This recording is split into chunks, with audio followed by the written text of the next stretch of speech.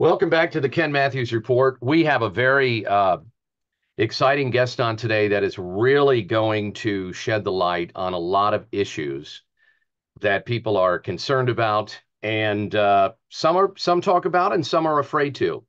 San Francisco Bay Area architect Richard Gage, A1A or AIA, member of the American Institute of Architects and founder and former CEO of Architects and Engineers for 9/11 Truth. Now, Richard is with us today. He now leads the Change for a New World Trade Center investigation, along with his courageous wife, Gail, at richardgage911.org, who I just met, by the way.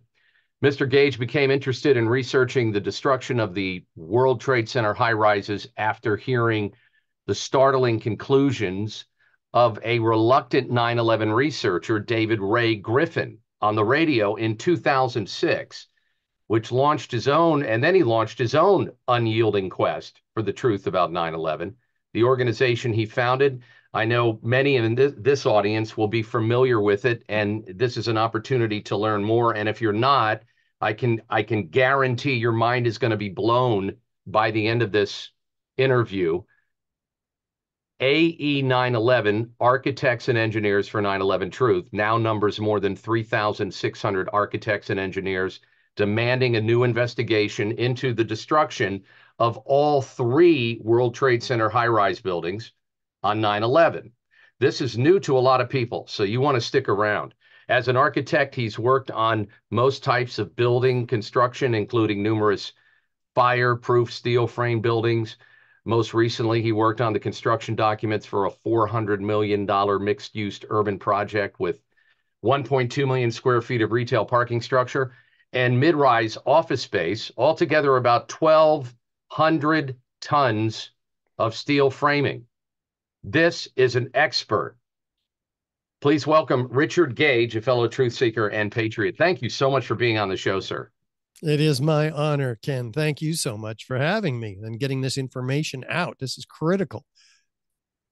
Well, the reason I'm so excited about this is as we talked before the show, there is such a fragmentation of real information about what happened on that fateful day. And for people who read this and are still ticked off about it, you've come to the right place because you've been on top of this since '06. I had a big awakening probably in '08.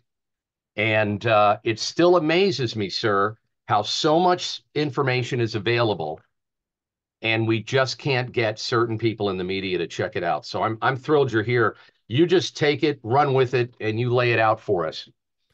Oh, I will then. Okay. You talked me into it because I don't want your audience or any other audience to be the last to know. This information blew me away when I first heard about it from Bonnie Faulkner at KPFA's Guns and Butter program.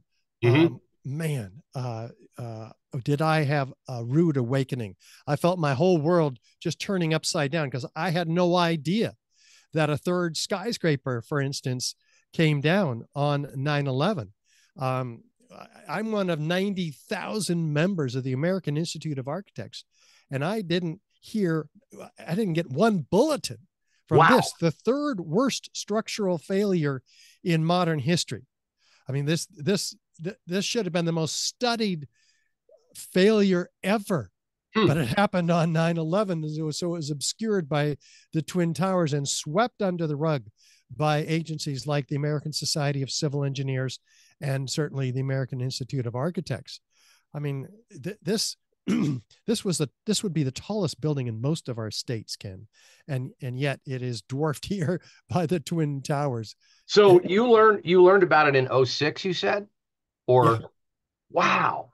Oh, So yeah. you learned about it. So here you are with all this knowledge and expertise, but so many organizations were going out of their way to keep it hidden. You didn't hear about this for 5 years, and that appears to be key evidence. Not even an inkling that there might be some alternative theory as to how these towers even came down. Mm-hmm. That's how solid the lockstep mainstream media kept this information from us. Man, I was just blown away, and I had to tell people about this, right? Because David Ray Griffin, I heard him on at the while he was at the Grand Lake Theater in Oakland, Mm-hmm. and this information, I said, no, this can't be true. This has to be a lie. It has to be a hoax. This what I was hearing. I had to prove it wrong, and I proved myself wrong. And I put together a PowerPoint, took it to the firm that I worked for, 14 architects there, because they had thought I was kind of crazy talking about this stuff. Also, this is even in 5 years later. But I bought them pizza, made them come in and watch the 45 minutes of this presentation we're going to be looking at today. By God, all of them at the end raised their hands. Oh my God, you're right. These are controlled demolitions. We have to have a new investigation.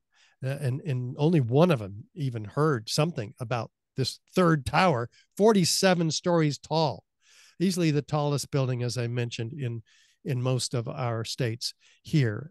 It was the third high rise to collapse. Now, it wasn't hit by a plane.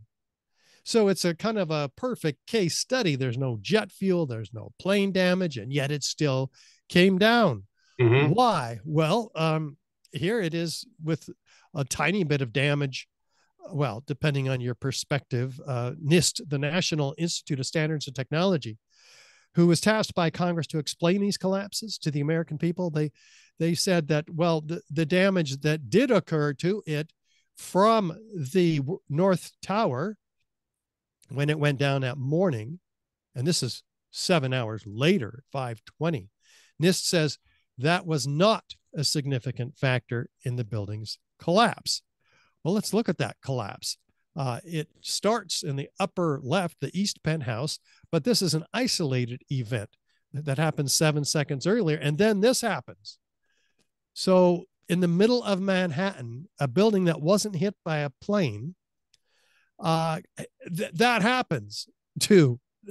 It's pretty unusual. Well, what's the official reason for that happening?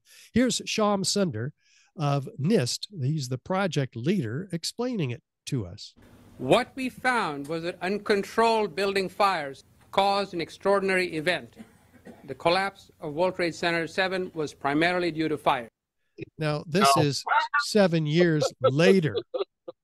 7 years after 9/11, they're fumbling this football of Building 7. He says, oh, we've been having a hard time getting a handle on this.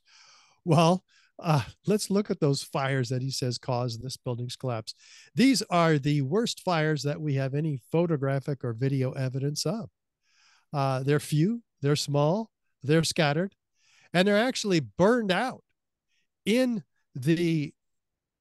the floor that NIST says was the primary initiation of the collapse. Oh my goodness. So they're burned out. And this is a steel building, sir? This is a steel-framed, fire-protected Type 1 building, of which there are thousands around the world. Wow. And if it's true that this building could have come down by fires, and it should have been the most studied failure ever, once again. For that reason alone, it's unprecedented. We have much larger and longer lasting fires in these types of buildings.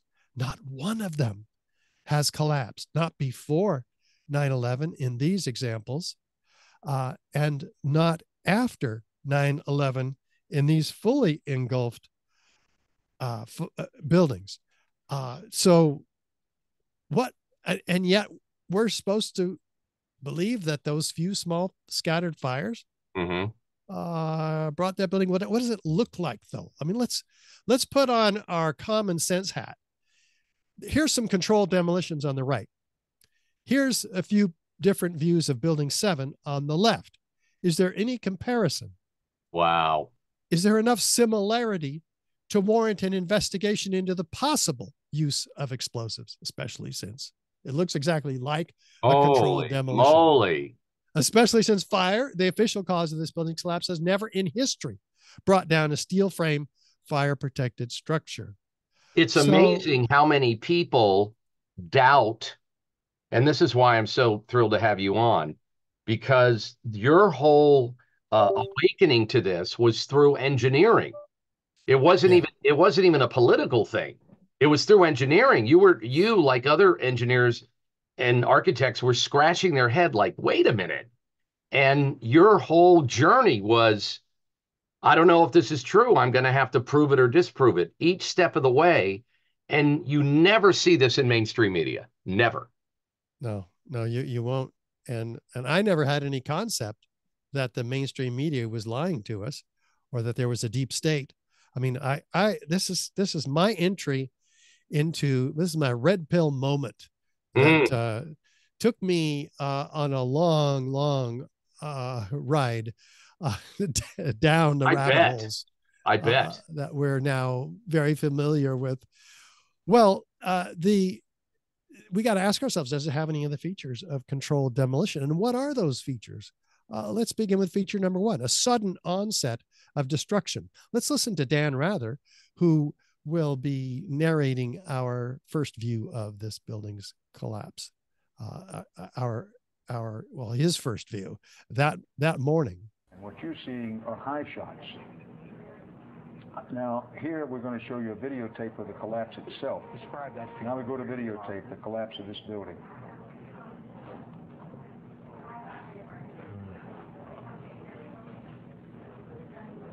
It's amazing. Amazing, incredible, pick your word. For the third time today, it's reminiscent of those pictures we've all seen too much on television before, when a building was deliberately destroyed by well-placed dynamite to knock it down. What did he say there? I was just gonna, I know there's people in my audience forget this.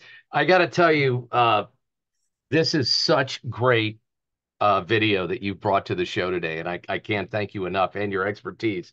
The fact that Dan Rather and there were others that all said that looks like it was imploded, and then when we say it in 2020, we can't say it without getting heat. It's unbelievable. Exactly. I mean, here he's using his intuition here, right? I mean, Yep. we all should be using our intuition and calling it like it is. We've all seen the old hotels in Las Vegas when they come down. It looks exactly like that. But Dan's never repeated these words since 9/11. In fact, we've never seen, with two exceptions, this building coming down.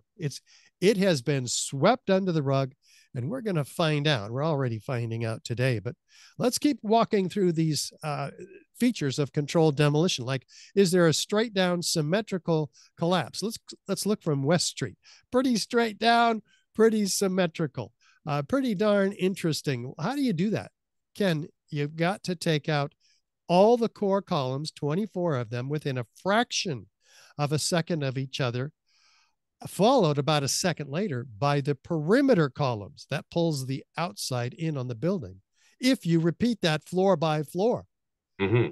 So that's a pretty precise pattern that these fires could not possibly have the capability of mimicking, right? So This you're saying if those were taken out, if they weren't in that sequence and in that pattern, the building would have had to have fallen someplace right else, would tip right? over. Okay, got it. Just like when you chop down a tree, Got it. you take it out asymmetrically down below, and by God, it won't stand there. It will fall over. But this would require precisely placed, synchronized, shaped cutter charges going off floor by floor. That fire cannot accomplish that, nor can fire accomplish the free fall acceleration of the building, which has been clocked by physics teacher David Chandler and many others to be at free fall acceleration. Now, what does that mean? That's as fast as a bowling ball falling out of the sky. Well, wait a minute. The bowling ball has no resistance. This building had 40,000 tons of structural steel supporting it. That's 3 to 5 times stronger than it needed to be to support that building. So where did all of that structure go? NIST finally acknowledged, after denying free fall for 6 years, they finally, in their final report, were forced to acknowledge it because they were publicly embarrassed by members of AE 9/11 Truth, and confronted with the measurable fact of free fall.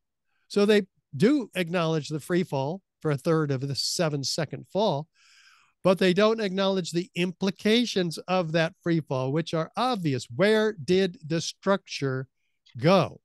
This is the structure. There's 80 columns in this building. Where did they all go at once such that this structure could fall without one of those columns giving any resistance? See how ridiculous this gets when you start to look at it, resulting in feature number 5, the total dismemberment of the steel building. This is a moment resisting steel frame building where the columns and beams are rigidly welded one to another, most of them. And so, but it falls like a set of Jenga, a house of cards, right? A 4 to 6 story pile.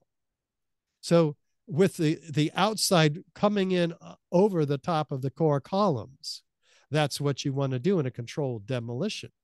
So that's not what we see in natural collapses. In this case, earthquakes. We see and recognize a building, after it's fallen. We have the columns and beams are not severed one from another.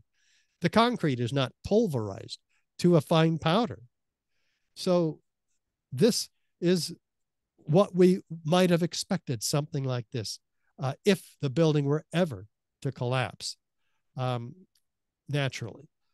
But what could have caused the collapse? Well, let's see if there's any witnesses of explosions. Here's Daryl, a medical student, interviewed that afternoon on 1010 Winds Radio. We were watching the building actually because it was on fire. The bottom floors of the building were on fire, and we heard this sound that sounded like a clap of thunder. Turned around, we were shocked to see that the building was, it looked like there was a shock wave ripping through the building, and the windows all busted out, and it was horrifying. And then, about a second later, the bottom floor caves out, and the building followed after that, and we saw the building crash down all the way to the ground. A second later, the building crashes down. So again and again, you're going to hear the specific order of events. NIST is telling us that what witnesses heard was the sound of the building failing. But here is what Kevin McPadden heard before the building came down. You heard explosions, like boom. It's like a distinct sound. It's not like when in compression, like boom, boom, boom, boom, boom, like floors that were dropping and collapsing. This was boom, and like you felt a rumble in the ground, like almost like you wanted to grab onto something. That, to me, I knew that was an explosion. There was no doubt in my mind. And this gentleman, Bill Rosati, seeing flashes of light. I was standing like 2 blocks away, and all of a sudden I just seen a big flash, and then I seen the building coming down, and I just seen people just running everywhere, chaotic like. This is very important information. Captain Richard Patterson of the FDNY. 1-7 let go as well, and was a series of concussive explosions. And first responder Patrick Dillon. I remember feeling that, like it was like freight trains underneath the earth, shaking the earth, even shaking me. That's when we all saw Building 7 crumple in the middle, like way up at the top. It buckled, and then dropped. Very helpful. Well, if there was explosives in the building, people would know about it, the collapse in advance, because you have to plan these things months in advance. Mm-hmm. So how about Chief Nick Visconti, who says, we're moving the command post over this way. That building's coming down. Well, he's never lost a steel frame fire protected building before due to fire alone. So why is he announcing the collapse of that building?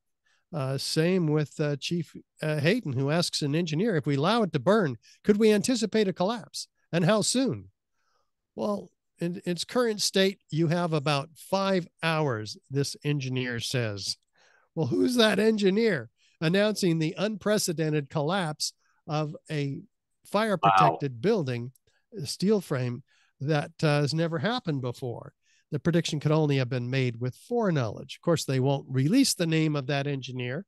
It's just this mythical announcement made by somebody. How about these mysterious construction workers walking away from Building 7, hearing an explosion over their shoulder, looking back at the building, and then looking straight into the CNN camera and saying this.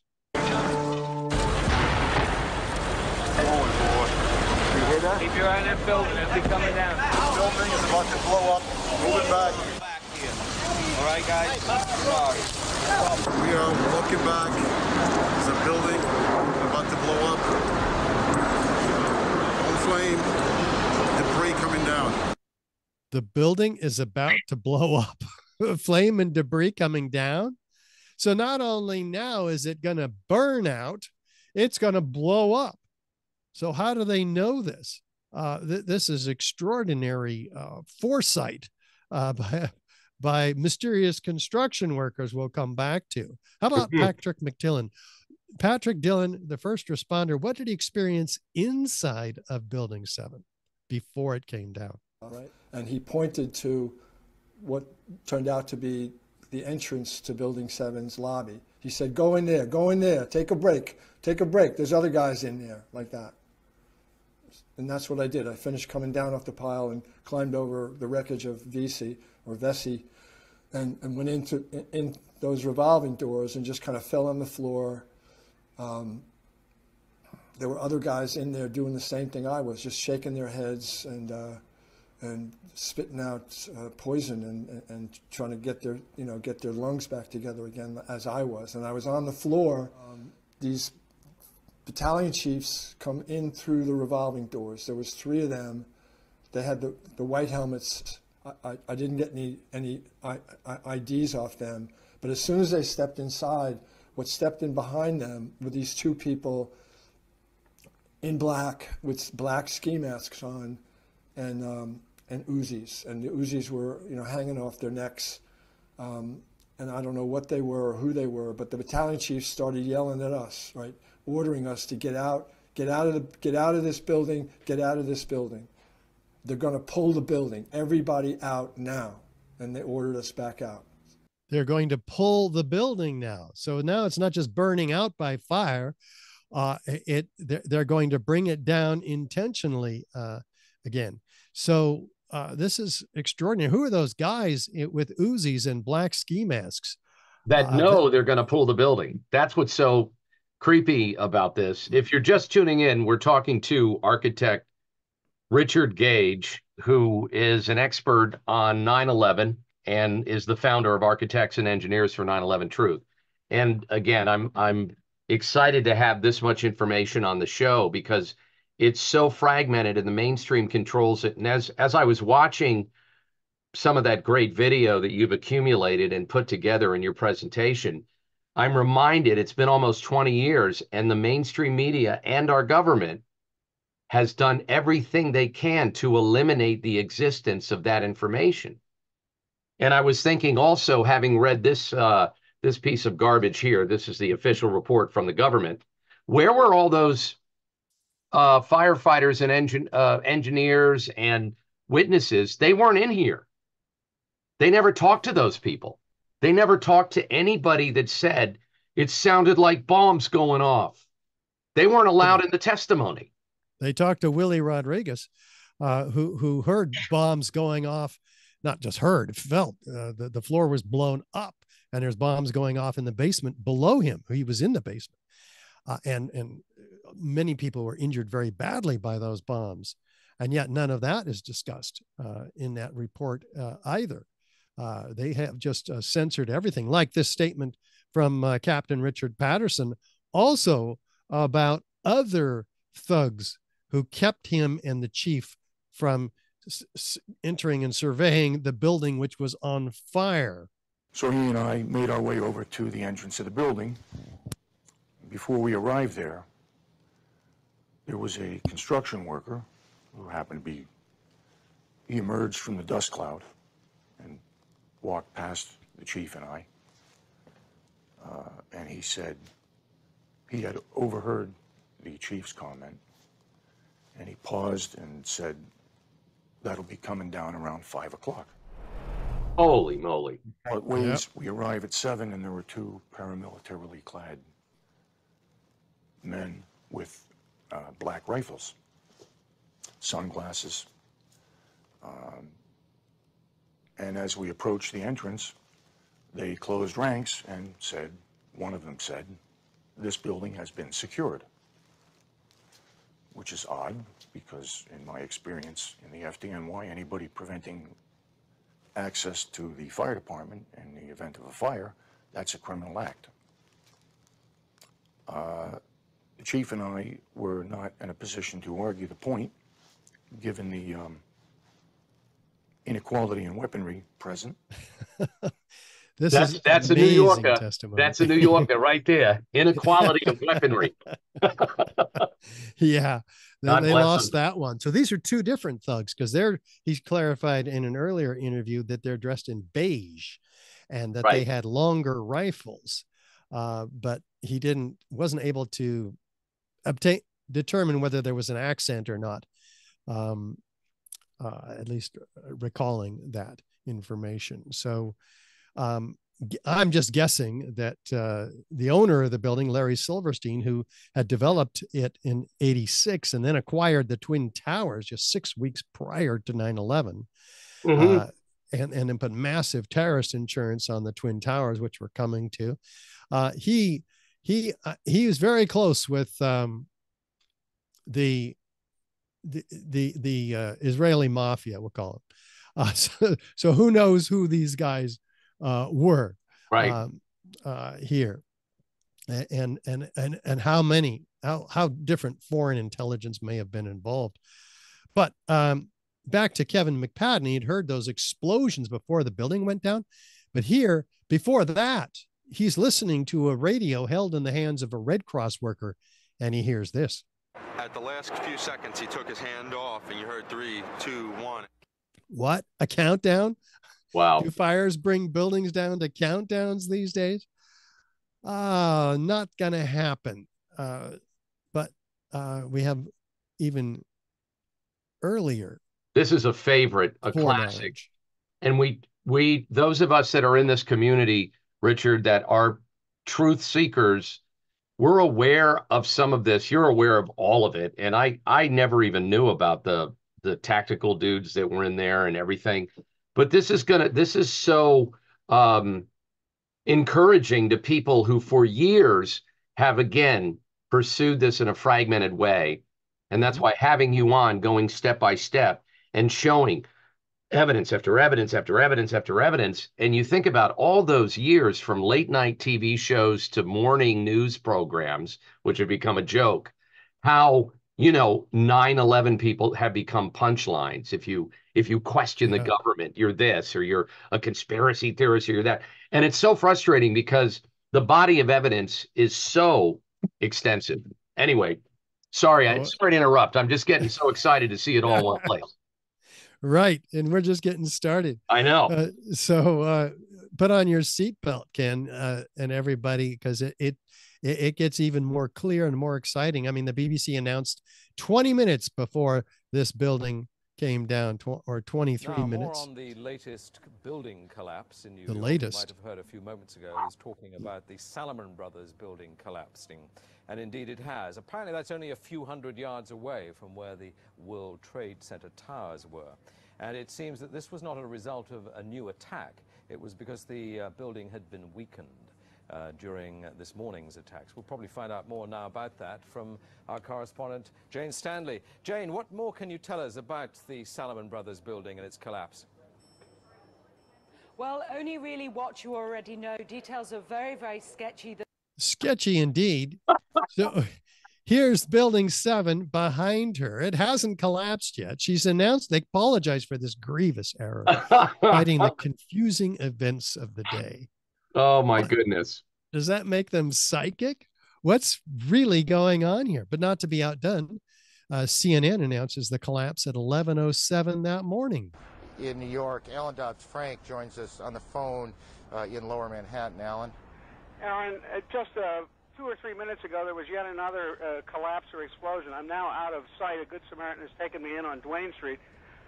But at 11:15, there was another collapse or explosion following the 10:30 collapse of the second tower. And a firefighter who rushed by us estimated that 50 stories went down. The street filled with smoke. But there it is, like standing. a forest fire roaring down a canyon. Now, as I think Patty Sabga and others have told you, all of Manhattan is covered, downtown Manhattan is covered with thick white ash and building material.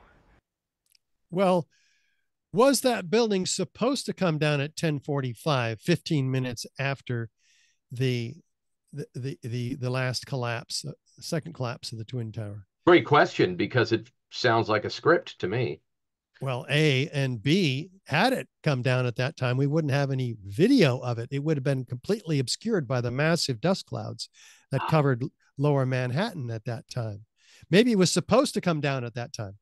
Maybe those mysterious construction workers were walking away from building 7, caught on CNN camera, having fixed a dud. And thus everybody knows when it's coming down. Now it's coming down at 5 o'clock or whatever. So fascinating set of information that's needs to be researched further, as does, as I mentioned, Larry Silverstein, the owner of of all 7 buildings 6 weeks prior to 9/11. Here he's interviewed on PBS radio a year later, recalling Building 7's collapse. I remember getting a call from the fire department commander telling me that they were not sure they were going to be able to contain the fire. And I said, you know, we've had such terrible loss of life. Maybe the smartest thing to do is pull it. And they made that decision to pull, and then we watched the building collapse. Wait a minute. What? They don't make decisions to pull. First of all, fire department, they put out fires, and they don't put explosives in buildings either. They put out fires. They especially don't put in explosives in buildings that are burning. They put out fires. But guess what? They weren't, what? I have a question for you. They weren't allowed, Ken, to put this fire out. The decision was made to keep the firefighters out of the building again and again. Even Sham Sunder acknowledges this. Go ahead. Is there anyone in the government now in 2024, because I know you're constantly deep diving this, has anybody acknowledged how wrong they were? Has anybody come forward and said, oh yeah, that's right, we remember when Larry said that, or when they said, has anybody come forward and acknowledged any of, even if it was a mistake, you know, we give them the benefit of the doubt, but have they ever come forward and said, man, we were wrong on those? Well, the 9/11 Commission leaders, Thomas Kean and Lee Hamilton, said that they were set up to fail, that they were lied to by the Air Force, the CIA, and the Bush administration. And the attorney of the commission, 9/11 Commission, wrote a book, said The Ground Truth. He said there was a decision not to tell the American people the truth about 9/11. He said almost all of it was inexplicably untrue. So that's pretty darn helpful to those of us who are trying to get the truth out. Yes, but yes. Not in the mainstream media. It's only the people who leave the media, who were in it once, like Redacted show with Clayton Morris, who's talking about 9/11, who else? He and his wife co-host that. It's a great show. And Lara Logan, who left the media. Yep. Yeah, that is an awesome show. She's acknowledged that she wants to interview us. So excellent. You know, it's the people who have had enough of the media. Christina Borgeson, who has her own podcast and interviewed me on it, left CBS as a award-winning show producer for CBS. But most of them, the ones who stay in, no, they can't afford to tell the truth. That's not their job. It's such an interesting pattern, though. This is, this is the first time I know for a fact that many of my viewers are seeing this for the first time. And I had been teasing them about it and saying, one of these days, I'm going to bring in the expert of experts and he'll lay it out for you. And then, because people, they question you. Now, let me ask you this. Do you still get questioned? I mean, do people that are not in this loop still go, oh gosh, he doesn't know what he's talking about? Or do you now? Oh, yeah, there are people who do that. Yeah, they wave their hands just like you did. They don't talk about Yep. the specific points of evidence that we are bringing up here. They raise other straw man arguments that are false to begin with and claim that we made them. And that's what they do. Popular mechanics is an excellent example of that strategy. I remember that. With false logic. But I mean, listen to one of the 27-year controlled demolition expert. Danny Jowenko is the expert on this in Europe. What did he say? Dit is controlled demolition. Zeker weten. Zeker weten. Er is nagesprongen. Dit is in opdracht gebeurd. Dit heeft een team gedaan van experts. And 36 structural engineers like Kamal Obeid from the San Francisco Bay Area. A localized failure in a steel frame building like World Trade Center 7 cannot cause a catastrophic collapse like a house of cards without a simultaneous and patterned loss of several of its columns at key locations within the building. That's structural engineering speak. And yes, 36 of them signed on to the petition demanding a new investigation.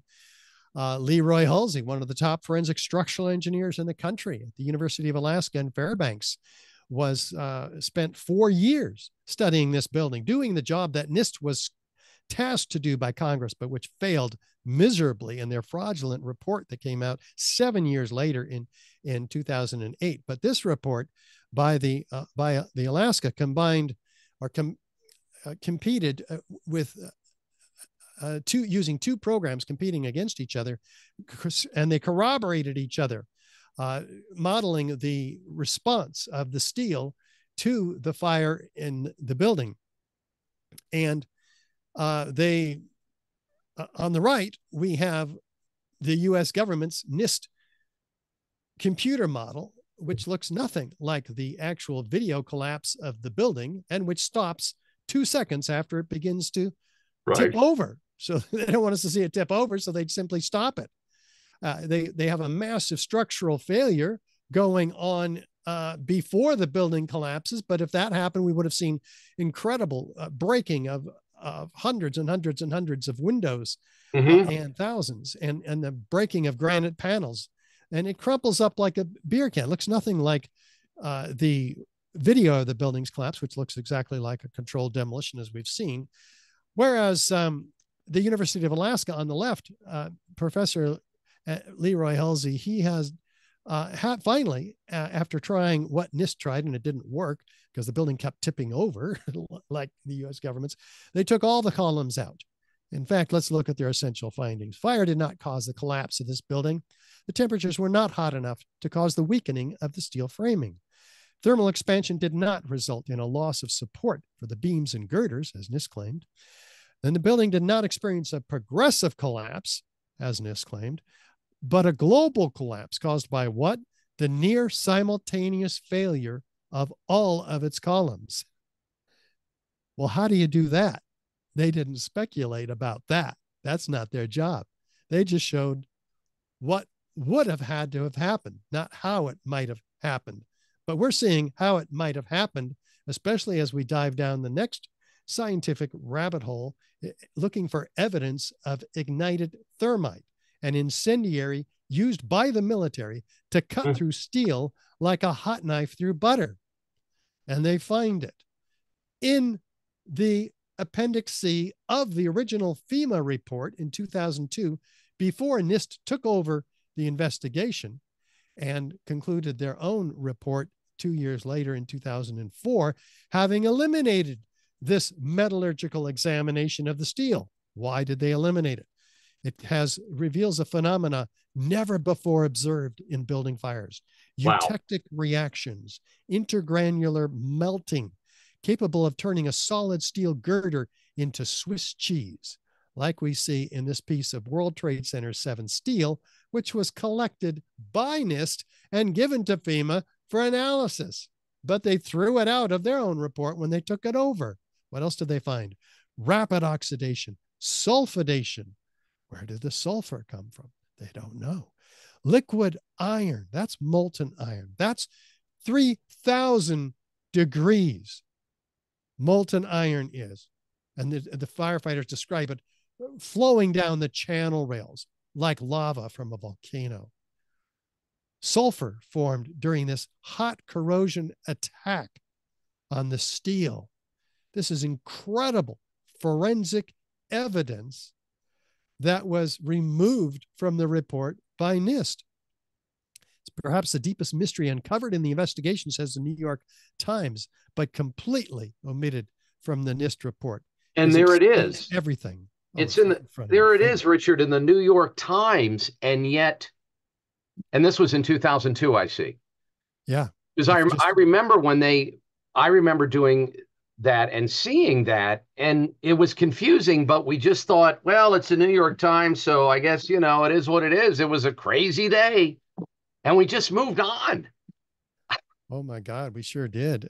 Even though Dr. Jonathan Barnett, fire protection engineer, says steel members in the debris pile appear to have been partly evaporated in extraordinarily high temperatures. That's in the New York Times too. But guess what? It takes 4,000 degrees to evaporate steel. There's no accounting for 3,000 or 4,000 degree temperatures whatsoever in the official narrative. And evaporated steel is exactly what is found and documented in this case by Abulhassan Astani Azal from UC Berkeley, National Science Foundation grant money given to him to study the steel. He says, I saw melting of girders. Well, wait a minute. Don't you realize that this couldn't have happened? There's not even any jet fuel in this building. This is a piece of World Trade Center 7 steel. And these photographs of the molten steel pouring out of the material held in the crab claw excavators tells us the temperature. The color of molten iron and steel tells us the temperature. We're exceeding 2,500 degrees here. Again, no accounting whatsoever, not even from jet fuel, which according to its manufacturer says it burns in open air only 600 degrees Fahrenheit. And way too quickly. Oh, yes. It burns like this. It doesn't chug along like a volcano. The NIST acknowledged 90% of it burned up outside the building. The rest was gone in 10 minutes. It merely started the fires over in the Twin Towers. And NIST, you said NIST said this, right? They acknowledged NIST, that's from the NIST report. Yeah. Okay, got it. They know what jet fuel is and isn't. They're not confused like the media and others. They actually do.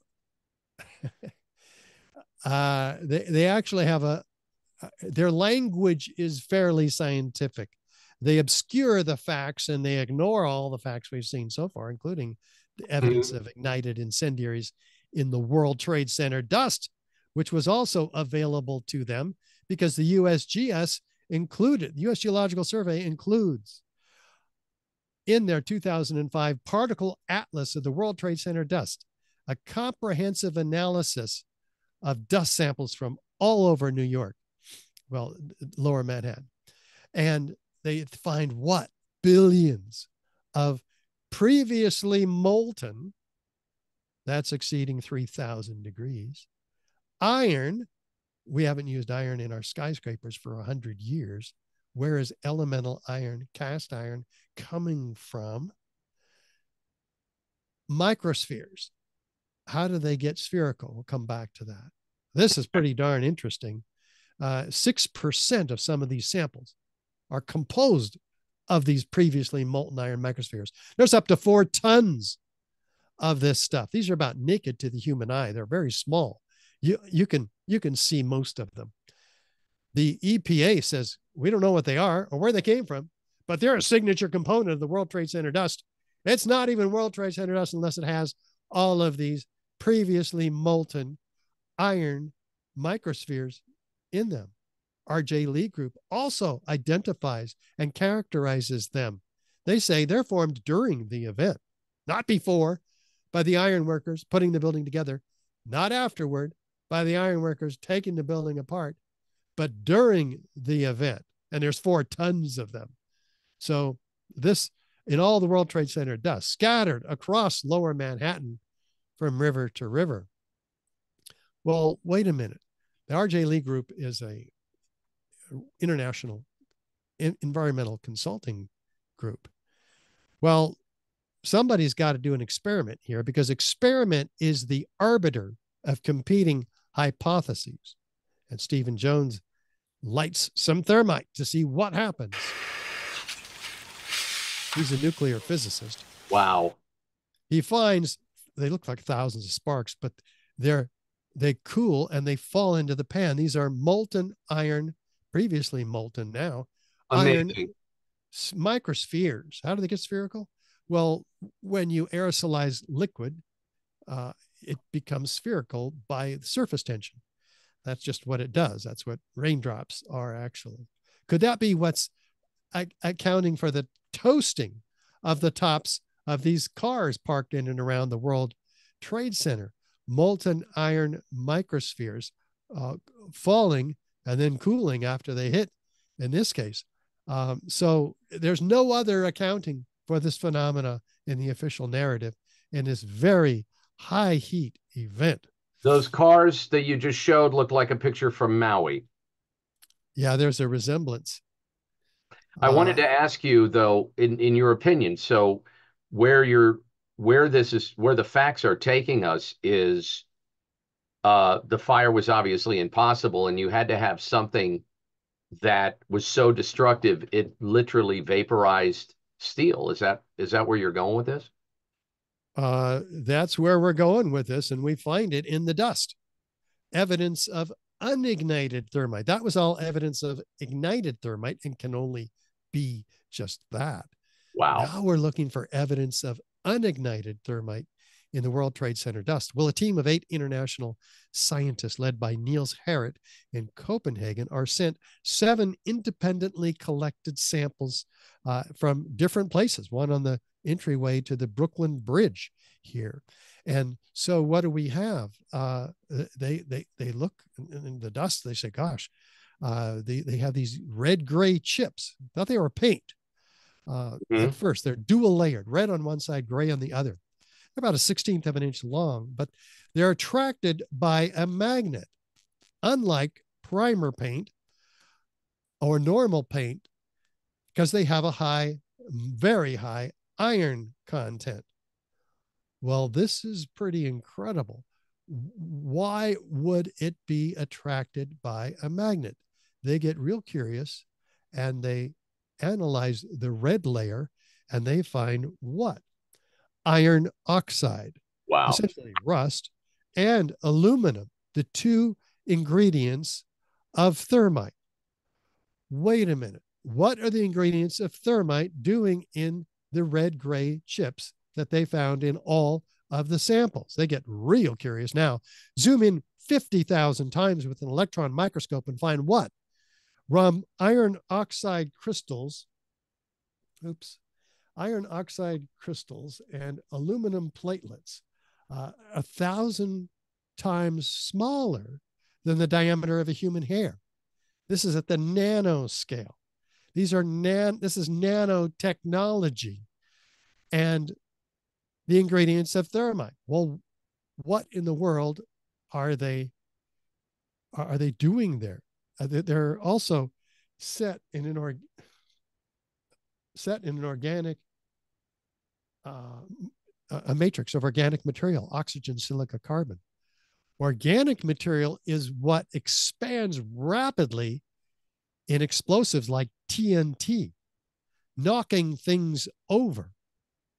So whereas incendiaries work by means of heat, destroying things with 4,000 degree temperature, especially steel. Cuts through steel like a hot knife through butter. This was developed before 9/11, in fact, by Lawrence Livermore Lab. Explosive composites based on thermite reactions. They call it super thermite. Because the particles are so small, they ignite almost instantly, and they can intermix quite intimately, engineering an incendiary to become more explosive. At Lawrence Livermore Lab, they ignite these in a differential scanning calorimeter to find out what happens when they ignite. Well, they produce a lot more energy, and their thermal behavior and the energy release is incredible. So this is not what paint does, but it is exactly what the samples did from the team studying the World Trade Center dust so many years later, 2009. At about 850 degrees, they produce a lot of energy. So it's an exothermic reaction. So these are not paint chips. This is aluminothermic mixtures. Well, what happens, do you think, when they ignite? They produce molten iron microspheres with the same chemical signature as the molten iron microspheres found in the World Trade Center dust samples by R.J. Lee and the U.S. Geological Survey. So we know exactly where those mysterious previously molten iron microspheres came from.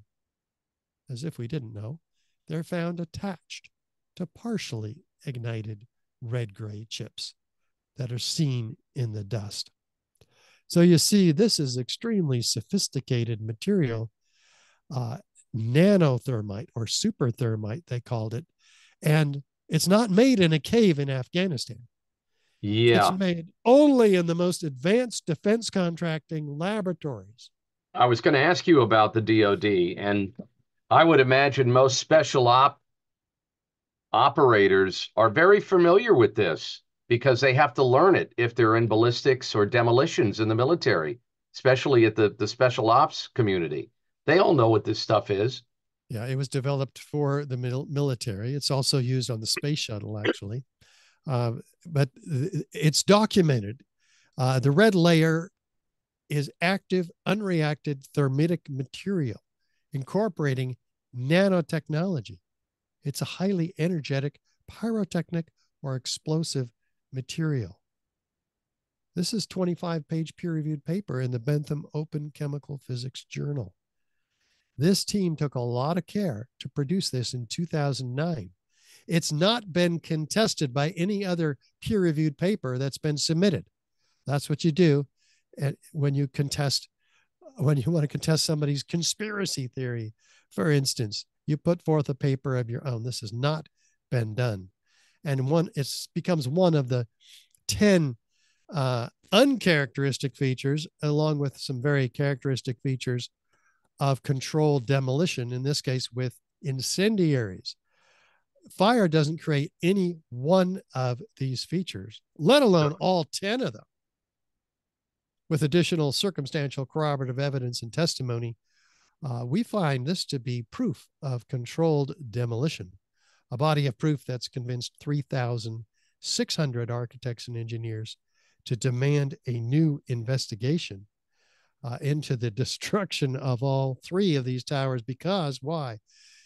That evidence of extreme heat applies not only to the Building 7 issue and collapse, but the Twin Towers as well.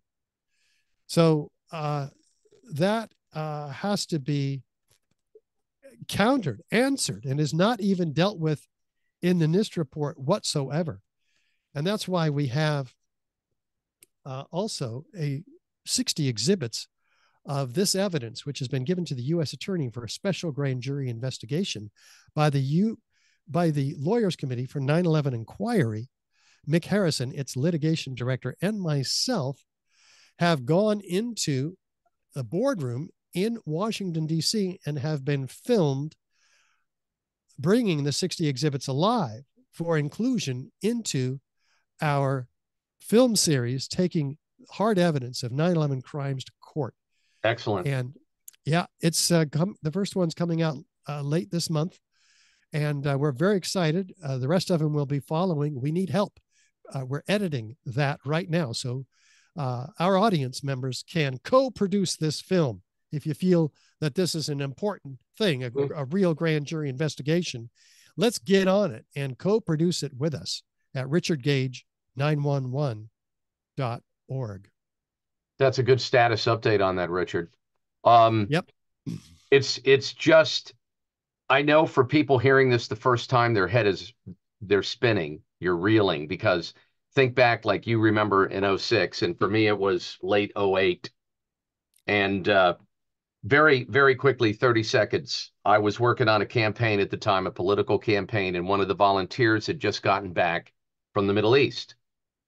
And I expect, I'm very pro-military, and at the time it was, think about 2008, George Bush, et cetera. Obama had not been elected, and I was rah, let's do this, let's do that, we're going to get those, blah, blah, blah. And he just shut me down. And we were driving back from Philadelphia at this event. He was very nice about it. He goes, dude, you have no idea what you're talking about. I said, what do you mean? He goes, well, first of all, and then he just hit me with it. I first learned about the whole 9/11 stuff from a combat veteran that enlisted and went over there and had returned.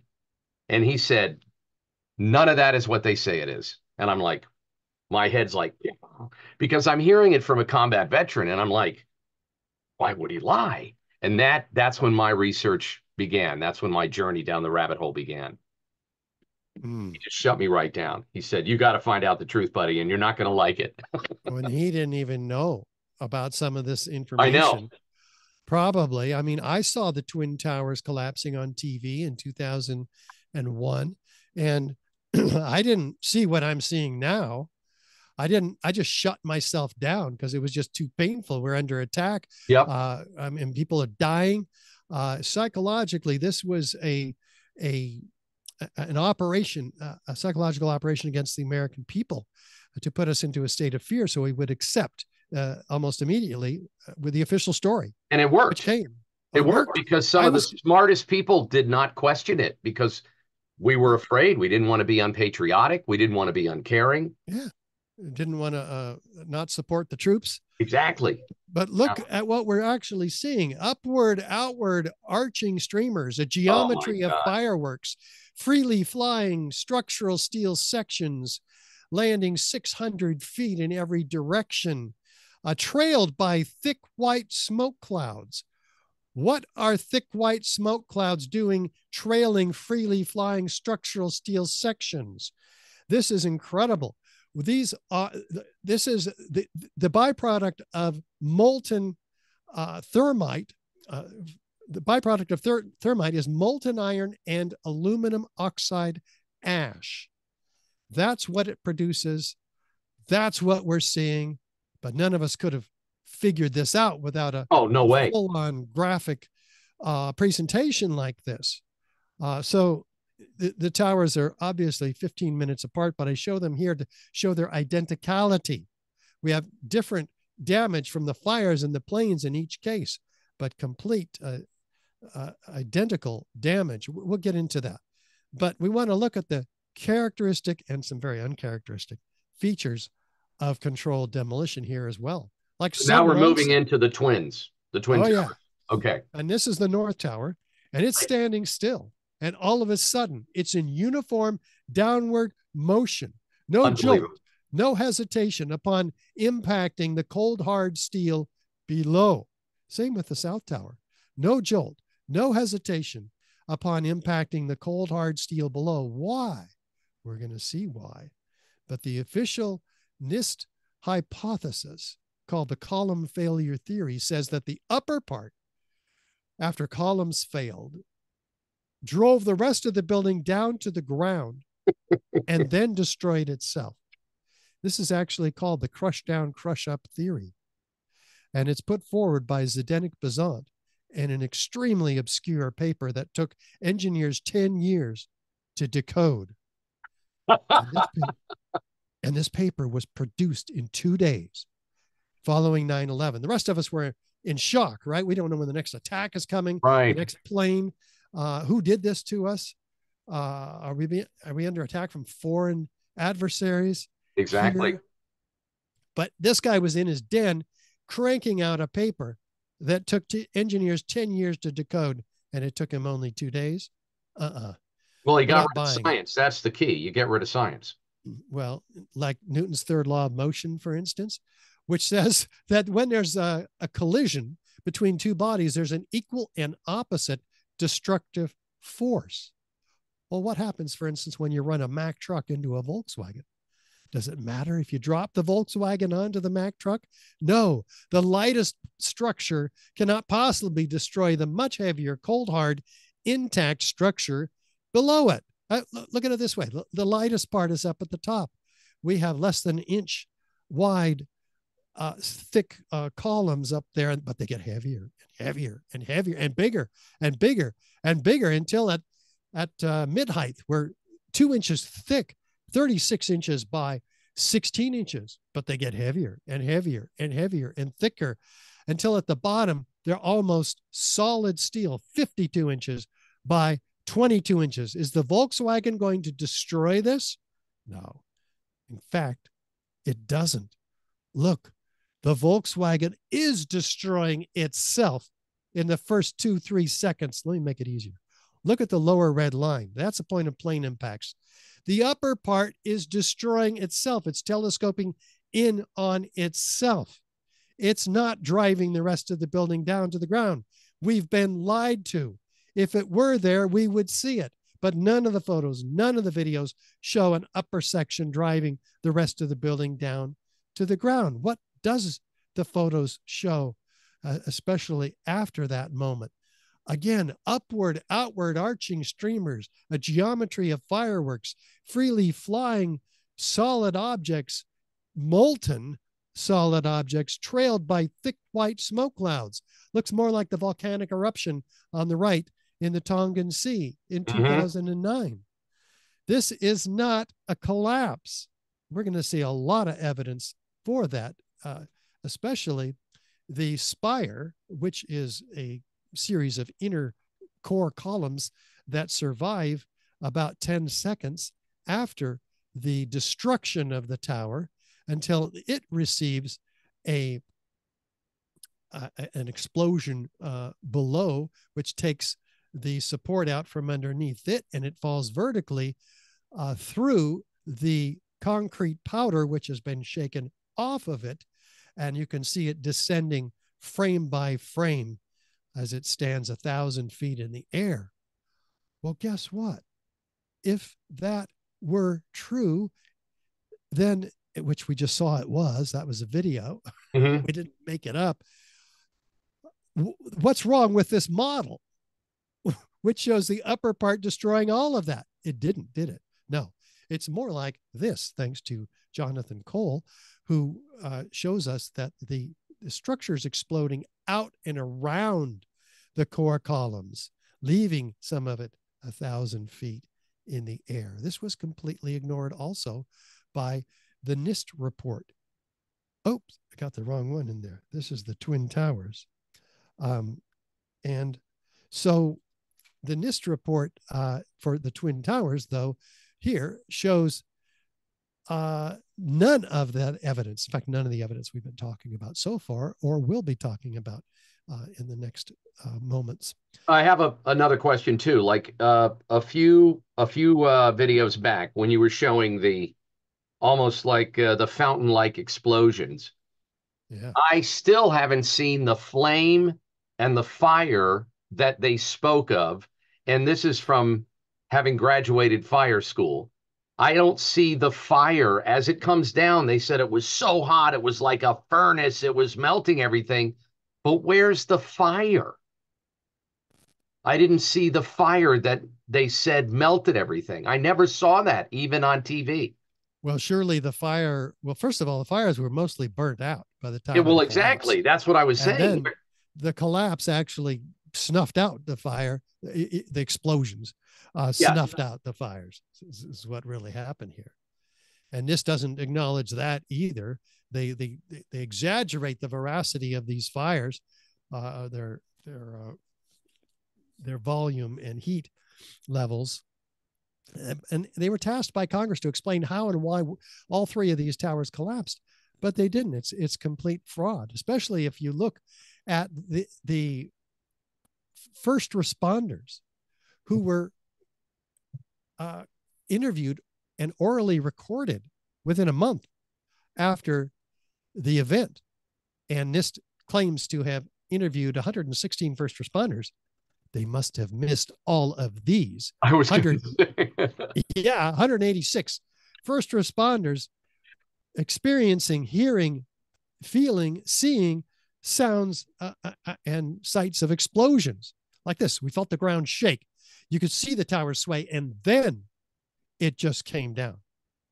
Again and again, you're going to hear the specific order of events where they're seeing, feeling, hearing before the towers collapse. NIST ignores all of this eyewitness testimony. All of a sudden, the ground just started shaking. It felt like a train running under my feet. The next thing we know, we look up and the tower is collapsing. It shook my bones. Shortly before the first tower came down, I remember feeling the ground shaking. I heard a terrible noise, and then debris just started flying everywhere. I saw flash, flash, flash at the lower level of the building. You know, like when they demolish a building, with each popping sound, initially an orange, and then a red flash came out of the building. Then it would just go all around the building on both sides. These witnesses' testimony is in 12,000 pages of testimony that has been published by the New York Times after they sued successfully the city in a FOIA request to get this information. The city was hiding it. But Graham McQueen read all 12,000 pages. Unfortunately, we have exactly this because he was looking, for explosions, not stories, touching stories. I mean, this is beyond compelling. This is eyewitness after eyewitness after eyewitness saying this was a controlled demolition. And here we are more than 20 years later. And what do you think? I know this is out there, but what do you think the percentage of Americans that still believe the government story is? Do you think we're making progress on getting the truth out there? Oh, there's progress. I'm thinking it's about 30%. Well, 30% are that are aware of this. Oh, okay. Most, maybe 75% of the people still believe the story. It's podcasts like this that are going to change that equation. And when people realize that I saw a flash, flash, flash, and then it looked like the building came down. Yes. You ever see professional demolition when they set these charges on certain floors? And you hear pop, pop, pop. When I hear that friggin' noise, that's when I saw the building coming down.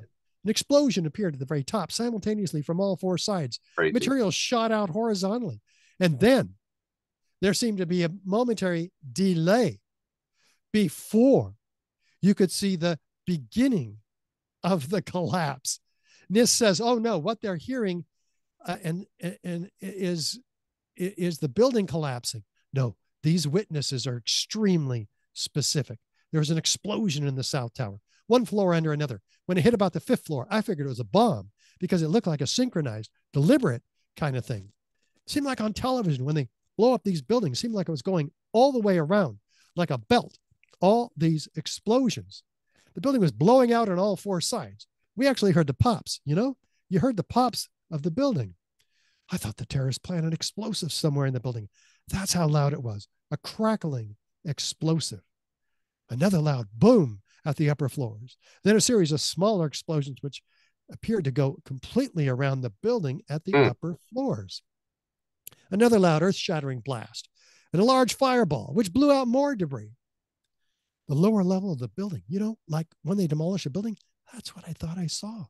Do you see any flashes? I said, yeah, I thought it was just me. He said, no, I saw them too.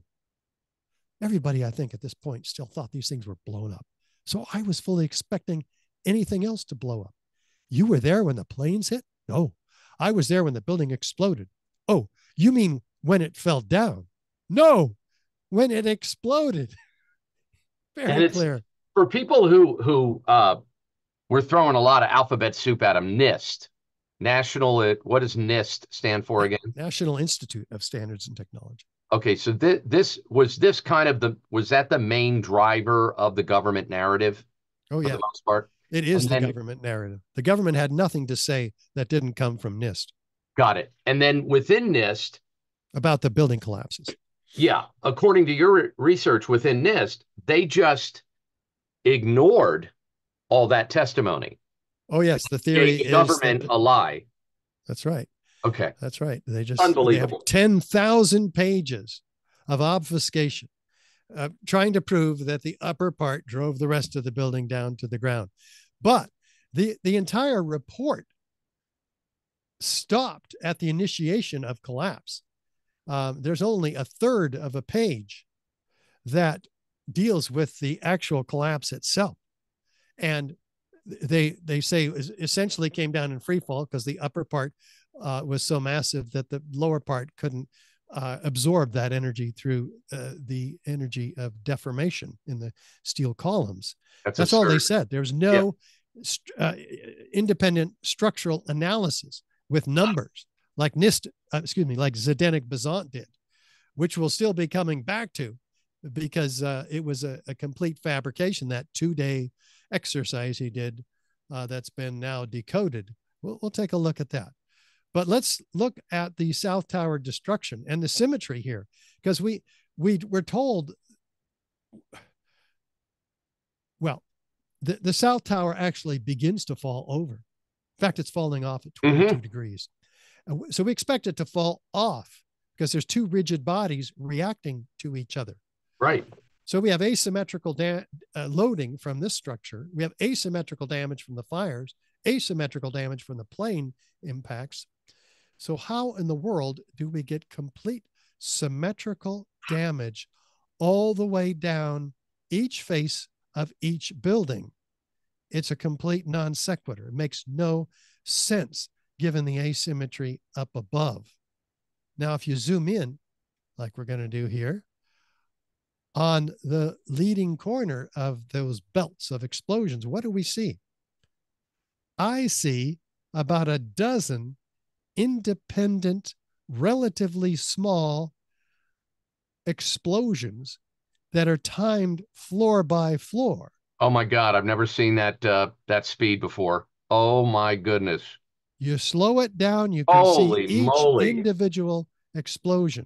It's like absolutely incredible. Well, it's terrifying when you consider the story that they've woven around it. Oh, yeah. This is not a nuclear weapon going off, which is another story some tried to tell. These are small, independently placed, synchronistically timed, floor by floor explosions from the exterior of the structure. And that's all it can be. It's not directed energy weapons either, which is a theory that says there were no explosions. Now, I have another question, and you tell me if I'm getting ahead of myself, because I want my audience, because I know everybody's trying to process this. How would those the demolition charges, get into the building? Do you have a theory or testimony on that, how they could have gotten in and set in those buildings? Yeah, we have. Okay. Oh, are you there? You can't hear me? Now I can. For a second there, I thought, the damn government, they're always messing with our podcast. Yeah, but they can't mess with this visual evidence, which shows dozens of simultaneous isolated explosives going off throughout the building, even well above the point of plane impacts, right? Yep. Essentially destroying the rigidity of the internal structure, the frame of this building, such that that's the reason that it doesn't continue falling off to the right, off the building, because the two bodies were rigid, but this upper one is being essentially liquefied, the structure. So amazing. It settles back in on itself. And how fast do these buildings come down? Almost at free fall. Right. And again, no fire, no visual fire. I would have thought, based on the media description and their description, that even whether you were watching it on television or if you were a block away or wherever, you would see almost an inferno, right? You would just see this heat like coming out of a furnace, just melting everything in its path. And that never even happened. Well, that is what's happening behind the scenes, behind the smoke. You have these small thermitic responses, which are very localized fires, which ends up looking more, and they may be high energy explosives as well. We certainly acknowledge that, but some of it is clearly thermitic. But the smoke obscures all of that or most of that activity. But it cuts the steel and it allows it to fall at almost free fall in the case of the towers, about 2/3 of free fall, indicating that 90% of the structure has been removed. There's only 10% left to resist a collapse because it wasn't as complete as Building 7. And you can see why. There's more steel on the facade of these buildings than glass. It's an incredible structure. The exterior portion of which is 5 times stronger than it need to be to support the gravity loads due to the Varandeel trusses, the orthogonal trusses that were assembled here with these exterior structural steel units. There's 240 columns. They're assembled in units of 3 columns by 3 spandrel panels, which you don't see well here. But there's 47 massive core columns as well. And so we have the need to look at the lateral ejections in greater detail here, because these 4 and 8 ton structural steel sections were ejected up to 600 feet, destroying the World Financial Center Winter Gardens. They're impaling themselves in skyscrapers all around the towers. How does gravity work? Down. What's going on here? Out. And we see that outward ejection with these freely flying structural steel sections. And here, in fact, it's about to hit the World Trade Center 7. But back to, that's horizontal. How does gravity work? Down. Yeah. What's going on here? Out. This is incredible. And then gravity begins to take over and we get a 45-degree before impact at World Trade Center 7. There's enough force here to hurl a 200-pound cannonball 3 miles. The building is only 200 feet wide, but the debris diameter is 12 to 1,400 feet. So what's really going on here? Ejecting these elements up to 600 feet. It's shocking. Oh, absolutely. And it ain't fire. It ain't your typical fire. No, it's not. And let me ask you a question, Ken. If 100,000 tons of steel framing in each building is distributed outside the footprint of the building, what questions come to mind? What's crushing the building? Something powerful. That's more than half the weight of the building. It's not even available to crush the building. Like that center photograph there is just, I've never seen that photograph. That's a phenomenal photograph. This is the perimeter of each of the towers, respectively, north and south. But we don't have a pile greater than 4 stories. That's absurd. Of steel.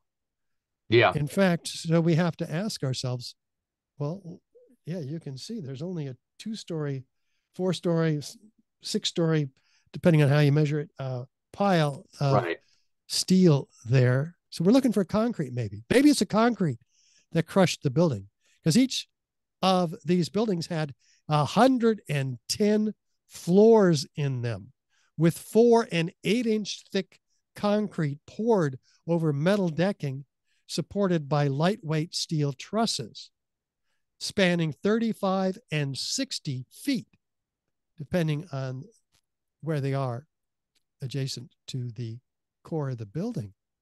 Well, wait a minute. Where are those floors? We don't find 10 of them. We don't find 50. We don't find one. That was part of the narrative too, wasn't it? That the floors just went like you said, pancake. They just went bum bum bum bum bum. Well, then where were they? Wouldn't they be stacked up like dominoes down on the bottom? Like this pancaking collapse in Mexico. I remember that one.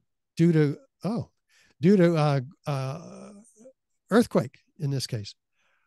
Well, I mean, I remember the photo. I wasn't there. This is more than a third of the weight of the building. So, but look at all the evidence that remained from their theory in Mexico. What you said about the pancaking, you see that evidence. Oh, I can see it. Pancake. Boom, boom, boom, boom, boom. But what happened to the concrete in this case? Yeah, there's no evidence up the government story. I just found it, Ken. It's pulverized in midair. 90,000 tons of concrete. All the photos, all the videos showing exactly that. Pulverized 100 micron particles, like baby powder, by the way. Now, is that the dust that everybody was covered in? We saw all the people, they almost were like ghosts. Yep. Most of it is concrete. 90,000 tons of it is concrete, and less of it is gypsum board, but a whole lot of gypsum board too, distributed laterally across lower Manhattan in a 3 square mile area in a blanket 3 inches thick. Wait a minute. Like snow. If the concrete is distributed that far, what's crushing the building? It wasn't the steel. And it sure as heck is not the concrete. This is 7/8 the weight of the building altogether. Wait, that Zdeněk Bazant from Chicago, from Northwestern University in Chicago, attributed to the top part that was crushing the bottom. That NIST relies on this whole theory to support their column failure theory, which again, he wrote in 2 days, but which engineers have decoded. What did they find when they decoded it? He had doubled the mass with the concrete and steel. He doubled it on top of that fraudulently. And he decreased the column strength below by a factor of 3. My God. Complete fraud on the part of this engineer. It was totally rigged in favor of a collapse, prompting these engineers, by the way, led by Tony Zambodi and Richard Johns and Gregory Zudolinski, to submit papers in journals, specifically the Journal of the American Society of Civil Engineers, the Journal of Protective Structures, Journal of Engineering Mechanics, excuse me. And they wouldn't publish it, though. Why wouldn't they publish it? They said it was out of scope. Wait a minute. How is it out of scope to publish a peer-reviewed paper, or to peer review it and publish it, which challenges a previously published paper in that journal? That's the whole purpose of peer-reviewed journals. It's shameful. It is, and there's a lawsuit. All those science deniers in our own government. Sound familiar? Science deniers? Unbelievable. It is unbelievable. And we have to ask ourselves an important question here. How could they have gotten access to these buildings? That's my big question. Well, here's some work that Kevin Ryan exposed in digwithin.net, that there was a fireproofing upgrade in the years, particularly the year before 9/11. And it just so happens that the floors that the planes hit coincide with the floors that were fireproofed. Oh my God. Extent. Quite a coincidence. So maybe those planes were controlled not by hijackers who failed Cessna flying school, but by beacons remotely guiding airplanes that were in essence drones. There's a whole theory on this supported by the 9/11 truth movement that we won't get into today. But I definitely hope you'll come back, because there's so much to dig deeper. I mean, I know you still have the presentation to do today. I understand, but I would love for you to come back, Richard, and so we can deep dive on origins and the law enforcement dynamic and all that other stuff. Well, and maybe we can do that. First, let's ask ourselves the question: how could explosives be brought into the building? Yes. We have and tons of material that would have to have been brought in under the nose of the security company, Securicom and Stratosec, who had the security contract up to the day of 9/11. Interestingly, it's the day it stopped.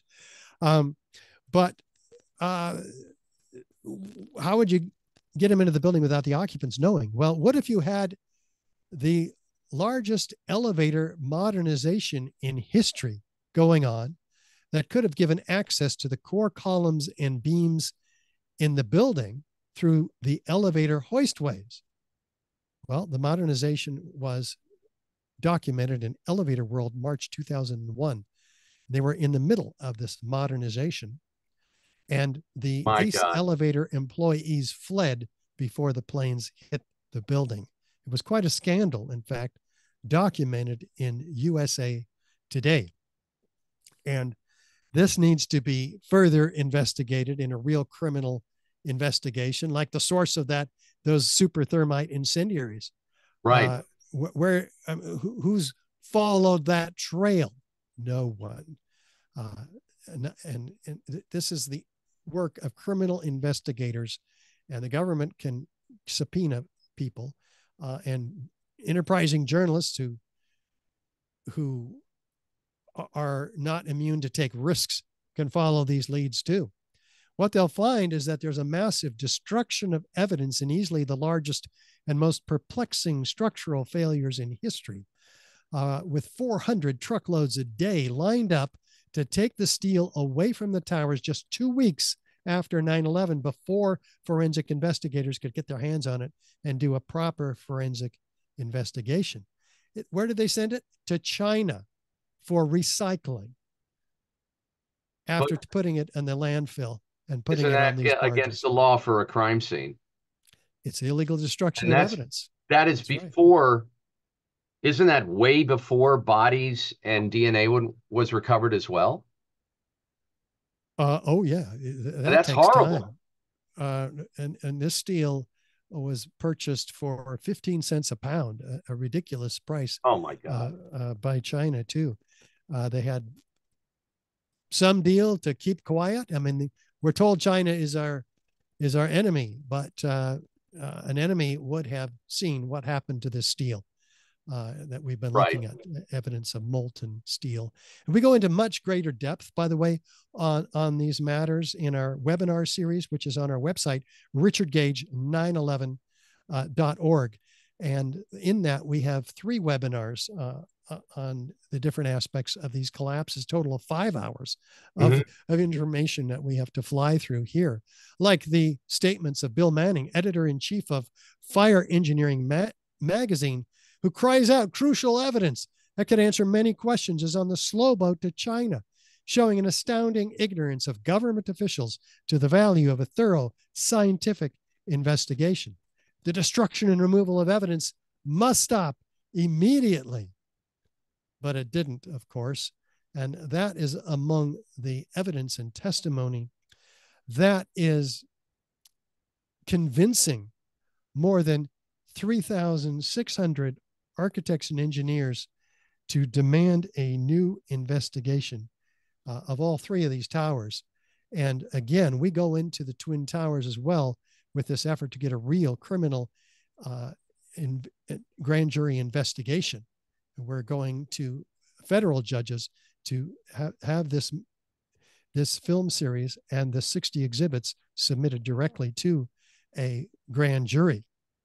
And we've got other documentaries that already spell out much of this evidence, 40 high-rise architects, structural engineers, metallurgists, chemists, physicists, controlled demolition experts, all laying out the evidence in our documentary, our landmark documentary, 9/11 Explosive Evidence, Experts Speak Out.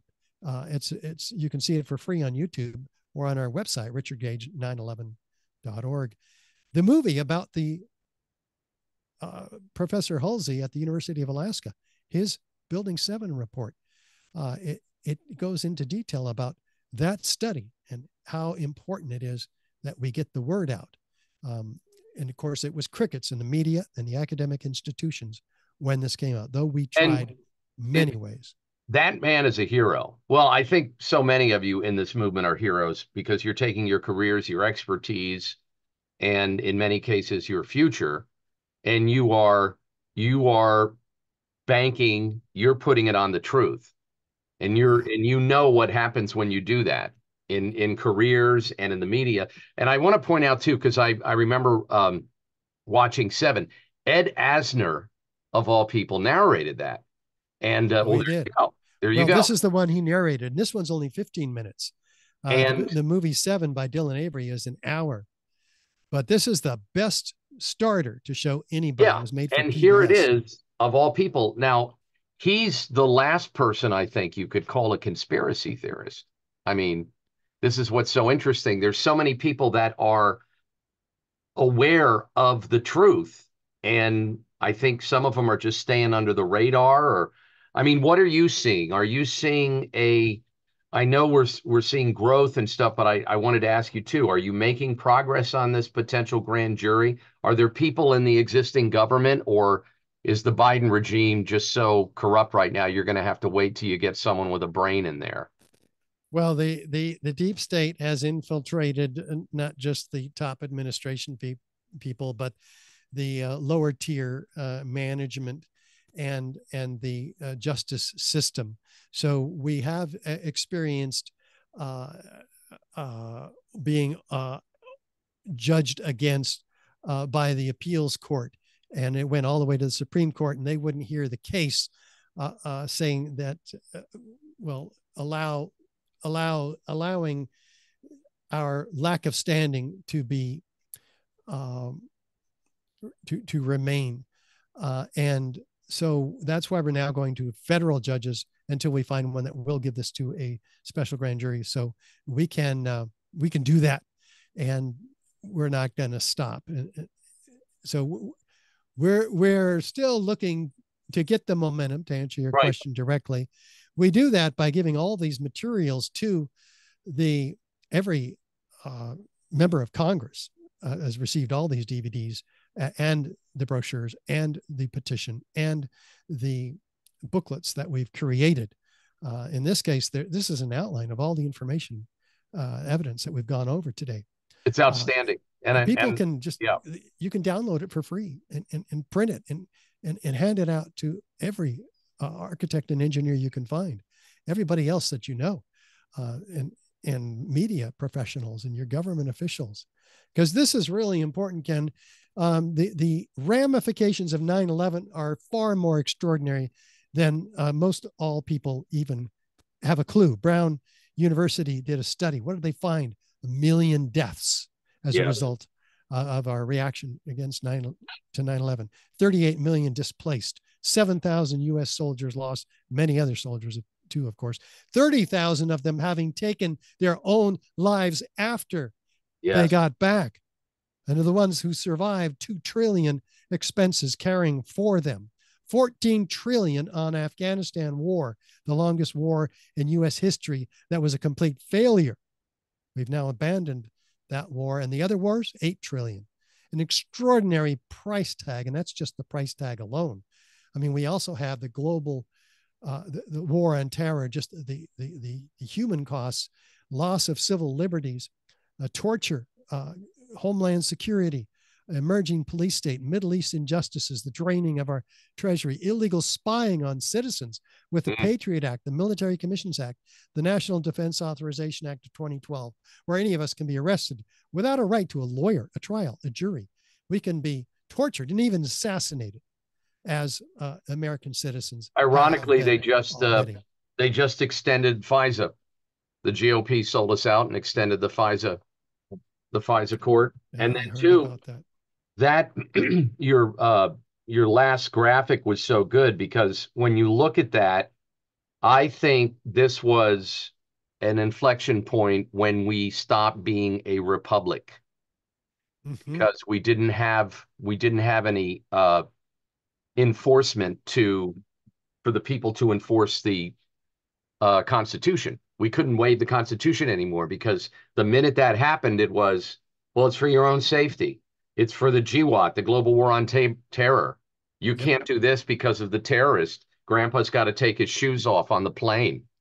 And then it just went in every single direction except where it should be. It did not make our country safer at all, which is heartbreaking. Oh, no. In fact, we've become the target, along with Israel. Yes. And our support for that overreaction, to say the least, in the Middle East. The whole thing is dark. The truth about 9/11 has to be told. It paved the way for the false disease of the last 3 years and the false solution to it. And we've got to recover. And in fact, the medical freedom movement is waking up to 9/11 as a result of having woken up to what's going on there. Well, so the parallels between the two are, they just scream government, they scream misinformation, and they scream, we're going to have this traumatic point of whatever contact or crisis with the American people, and that's going to be the lever of control. And boy, did it. If you told me 50 years ago that grown men would be standing in 6-foot circles at the mall wearing a mask, doing what the government said, I wouldn't have believed you. Right. I hear you. In fact, we'll talk about those parallels. I've got a 2-hour presentation simply on the parallels between 9/11 and that false disease that we can't mention because we're on YouTube also. I don't want you to lose your channel. Yeah, we're going to try to that's why I didn't mention it. You were so nice not to do that, but you don't have to worry, just for future reference. You never have to censor yourself with me, but I got to tell you, this information is so powerful that I want to get it on as many platforms as possible, because it is so powerful, and it's logical, and it's thorough, and there's nothing, for lack of a better term, there's nothing wacky or detached about it. Like, get a seventh, never mind, I was going to say something about the you know what, but I didn't say it. It's so commonsensical. And that's what I love about your research, and I have for, going on 20 years. And this is why my audience is, I know they're, and then when they could get all that stuff for free, I know they're thrilled, because, it's tough sometimes. I'm a big book reader, and I buy a lot of books, and I buy a lot of reports and stuff. I even bought this piece of junk years ago. And people know me as a reader and a researcher, but the fact that you've taken the time to, as an expert, to give them tools to learn and to share, that's, I think, sometimes what our movement is missing. Movement toward truth, no matter what it is. And we need that. I mean, we've got to do that, because actually, where do we draw our line in the sand? If it's not here and now with the information you've seen today, if you haven't drawn your line in the sand, you guys out there, yet, what are you going to do? Wait for the next 9/11? Well, I got news for you. It's happened twice, in fact, once over the last 3 years and once on October 7th, where there are also incredible parallels between 9/11 and what happened on October 7th. So really, speak the truth. We may feel like we're only a small millimeter size domino in this scheme, and that we're powerless. But look, if we work together, it can happen. Boom. That's just what I would expect from an architect and an engineer. 13 dominoes. If I had 29 dominoes, the last domino would be as tall as the Empire State. Wow. And that's what we're up against. The deep state has infiltrated every aspect of society, as you've seen with the medical industry and big pharma, particularly shocking me personally to the core. And I was shocked to the core with 9/11, with what the media could do. But if each of us just share this podcast with 2 other people and ask them to share it with 2 other people, yes, how many people geometrically working together in concerted fashion, just getting off our stay on your rear end, actually, just share this with 2 other people by email. Yeah. I mean, the link to these podcasts is readily available. The information is here. You can make much greater difference than you imagine. What are you going to do, actually? Are you going to wait until we're neck deep in a totalitarian society, which is more obvious than it is now? What are you going to say when your grandchildren ask you, or your child, Mommy, Daddy, how did this happen? What did you do? What are you going to say? And well, I have a good answer for that. Well, I know you do, Ken. Yes, and a lot of members of our audience do, and but there's just, we deal with all the topics that you just talked about at the very end there, how they parallel and they correlate, and there's all this government involvement and this misinformation, and it's amazing how many people in families this is still it's divisive, because you can't get people to look at the facts. And to me, that's the most frightening thing about where we are now, Richard, is even when you package up the facts so, carefully and honestly and in a friendly way. I mean, there's nothing, this was not some crazy bombastic, like they get on The View. This was like, hey, look at this. Or on Alex Jones on the other side. Yeah. No, but Alex, Alex is, I don't know if you were on Alex or not before. Oh yeah, 5 times. Yeah. Okay. And he's doing a great job right now putting out 9/11. So I'm not disparaging his content. I'm just I know you're not. That I'm his just style saying, might be more like The View than not. But that's what I was saying, that it's weird because everybody has an excuse to say no to the information. And, for the longest time, and I was in talk radio for many years before going digital, and you would say something, go, oh, what are you, Alex Jones now? Or what are you, Rush Limbaugh now? Or what are you? And all these are just knee-jerk reactions because some grown-up doesn't want to stop and say, what if I'm wrong? What if I didn't hear all the facts? Watching NPR or PBS, Yep. Anyway, well, thank you so much for being on the show. I hope you felt that you got a good opportunity to really showcase your research, because it's outstanding. Thank you. Appreciate that, Ken. I hope everybody will do what needs to be done and follow your conscience rather than your habits. We all have jobs, right? We all have kids, or many of us, and they have to be somewhat of a priority. But do you have 10 minutes to share this podcast with 30 people? Imagine if 30 people, and they share it with 30 people. We'll be done in a month with this. It is amazing. It is amazing how quickly that would work if we, the people, all teamed up together.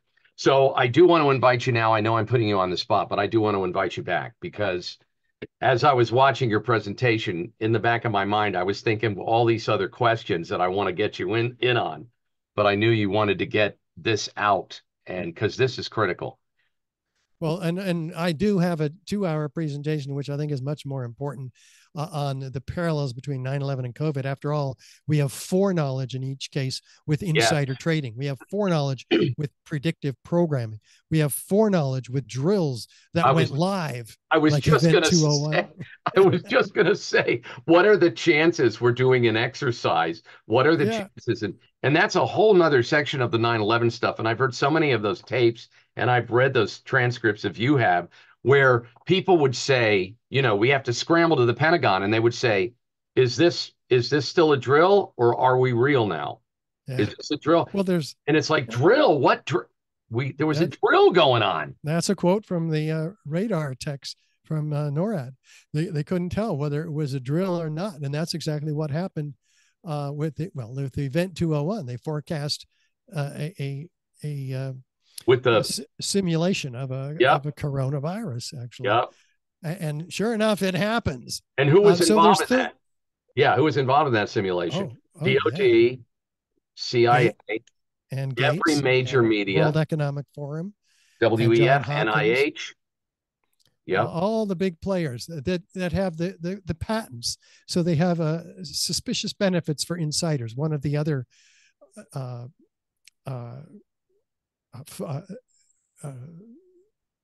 parallels here, and then creating a climate of fear so they can guide us into doing what they want us to do.